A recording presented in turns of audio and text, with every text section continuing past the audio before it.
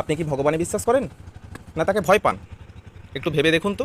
আমি যদি অসুস্থ হয়ে পড়ে থাকি, কেউ আমাকে ডাক্তারখানায় নিয়ে যাবে না, কেউ আমাকে ওষুধ দেবে না, ভগবান এসে করবেন না। আমি যদি না খেয়ে পড়ে থাকি, ভগবান এসে রান্না করে খাইয়ে দেবে না। আমি যদি কাজ না করি, ভগবান আমার পকেটে টাকা ভরে দেবে না। আমি যদি ঝগড়া করি, ভগবান সেটা ঠিক করে দেবে না। তাই at the end of the day, it's you who is protecting you, who is feeding yourself, who is taking care of you. It's you who you should believe on, it's not God. আর আপনি যদি বিশ্বাস করেন, তাহলে সত্যি তাকে বিশ্বাস করবেন, তাকে ভয় পাবেন না।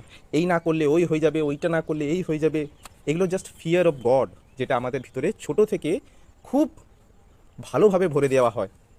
আমরা ছোটোতেই যখন শিখি, তখন এটা আমাদের মাথায় ঢুকিয়ে দেওয়া হয় যে তুমি যদি এখানে খারাপ কাজ করো, উপরে কেউ একজন বসে আছেন, ইনভিজিবল ম্যান, যে তোমার মৃত্যুর পর তোমাকে নিয়ে যে গরম তেলে ভাজবে, তাওয়াতে সেঁকবে, পোড়াবে, ছিঁড়ে ছিঁড়ে খাবে।